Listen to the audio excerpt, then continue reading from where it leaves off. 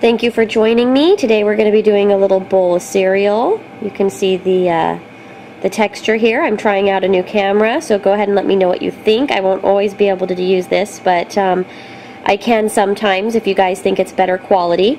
Now, we're going to be doing the bowl first, and then we're going to be doing the spoon, then we're going to be doing the little cereals, and then we're going to be doing the milk. The bowl is the same way I do it for the teacups. I do the same thing, except you aren't attaching the handle. In this case, I did not put a bottom. I don't think it's necessary for the bowl of cereal, so I won't be doing the bottom. Okay, so here's just some flat clay rolled out. This is on the 4th from the thickest setting on my pasta roller. I'm taking a 1-inch round, cut out, it's a circle. That's my 1-inch cutter. I wanted to go ahead and show you the forms that I'm using. You know those glass pebbles that you could find at the craft store? That's the large size. Here's a small size. I do believe that there's a size between, which would be nice if you could find it. Then there's marbles. So these could make different size bowls just by following what I'm doing now. Here, we'll do the clear one so you could see better. I go ahead and I try to center that on my cutout, and then I start bringing it forward.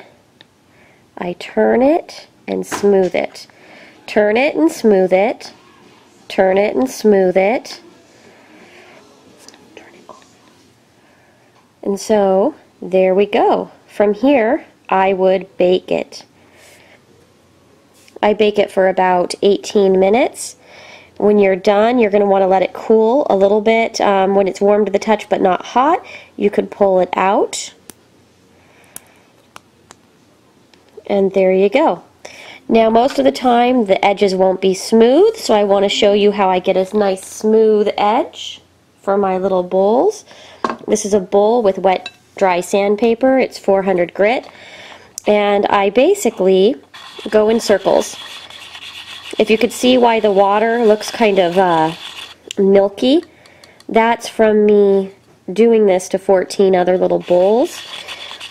Sometimes people have asked me why I don't do it dry. It's because the water traps the dust, so you're not going to be breathing in the polymer clay dust that comes off. So, once you're done with that, and it's all smoothed, you have a bowl. So that's your bowl.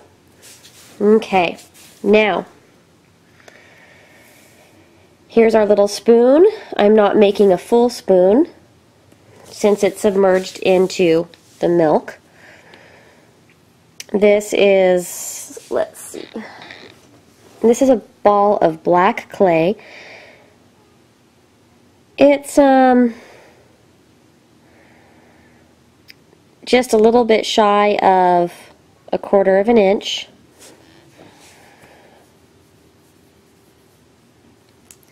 I do a very long teardrop shape. And then check out the direction that I smash it from. I go from the back end and I rock forward.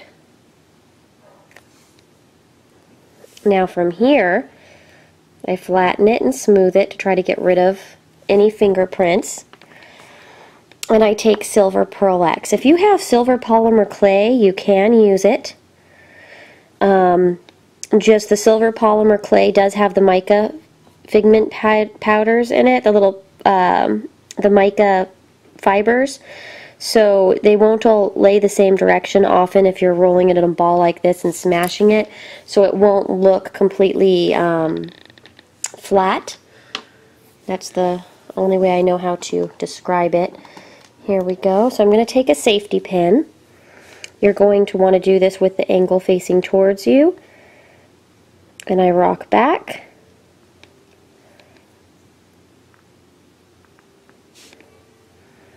And I'm going to do it on the other side as well.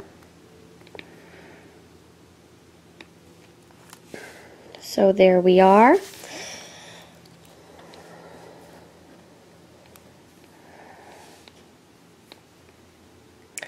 I put a few little marks in it. And then I'm going to cut the edge. I cut the edge on the outside of the mark that I made. Flip it over.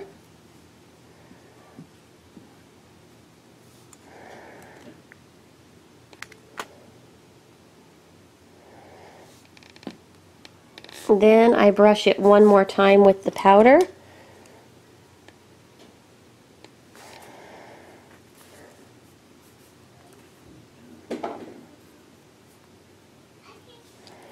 And I bake it.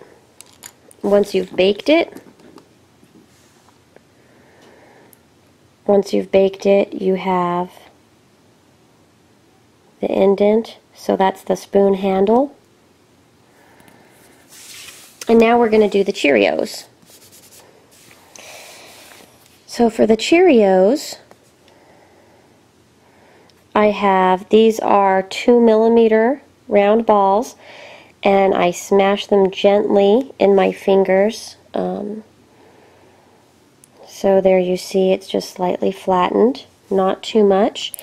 And I take my double-pointed needle. You could actually probably do this with a barbecue skewer or a toothpick. And I go directly into the center. I roll very, very gently, and I take it off. Then I flip it over and go straight through the opposite side, and I rotate very, very gently. So from here, you have your little round loop here. Now from here, I want to get that nice texture. With how small these are, and these are the real cereal, I just wanted to have it for looking at it to see what the texture looked like. And the way that I'm going to create that look is I take some TLS and get it sticky in my fingers. I pick up the little fruit O here, and then I dip it in clay sand and roll it around. This is just decorating sand. Here's the packet that I had it in from the store. And I'm going to pick this up with either your double-pointed needle or a safety pin, and you just coat it. And you're going to want to do 6 colors. These are the actual colors of the cereal that I have. There's 6 colors. So you bake this. These only have to bake for, 10-15 minutes. Somebody actually mentioned using a heat gun to cure tiny pieces like that, which is a great idea. So if you do have a heat gun and you want to do it that way, feel free. Now we're going to be doing the milk. Here is Fimo Deco Gel. I like that so we can see what color it truly is, where the TLS is really thick and it's hard to tell what color you're getting until after you do a test batch. So I'm actually going to be adding some white powdered food coloring, and then we mix, mix, mix.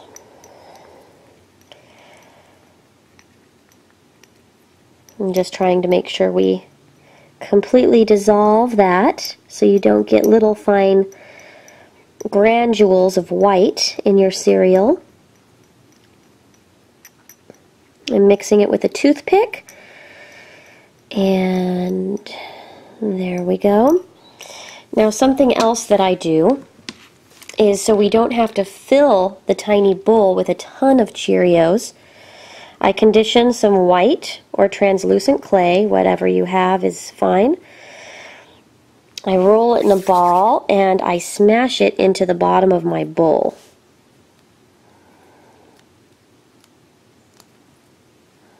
And you want it maybe a tiny bit more than halfway to a little bit more than halfway.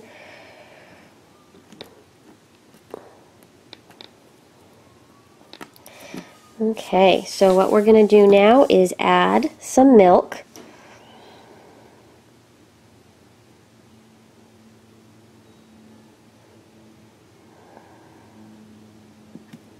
I add it with a toothpick. Sorry about the tutorial being this long again, guys, but maybe I should have done the bowl as a separate tutorial. But you could always fast forward to whatever part you need. So I paint it all around in the bowl. I cover up the solid clay we threw in the bottom. And then I'm going to add the cooked Cheerios. I'm going to go ahead and use my finished one as a guide. That really, you know, isn't important. If you just want to place them randomly, you can.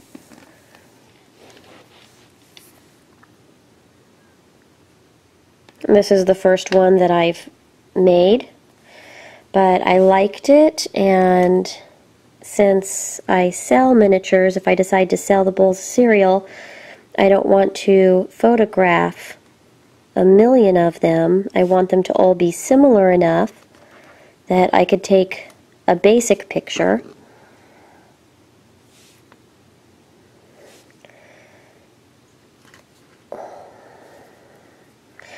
So these are all baked. I baked these before.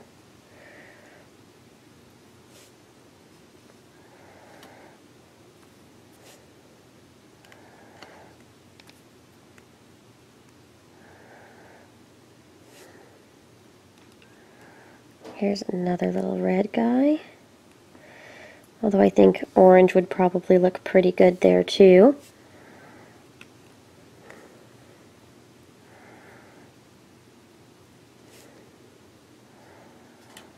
And then one more.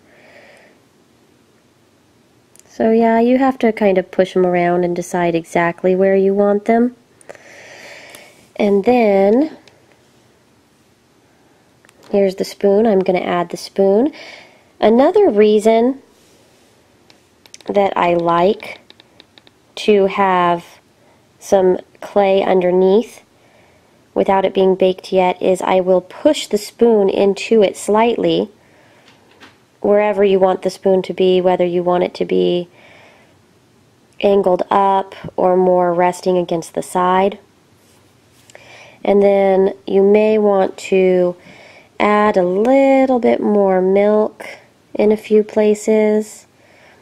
You could even add a splash of milk on top of a few of the cereals if you want.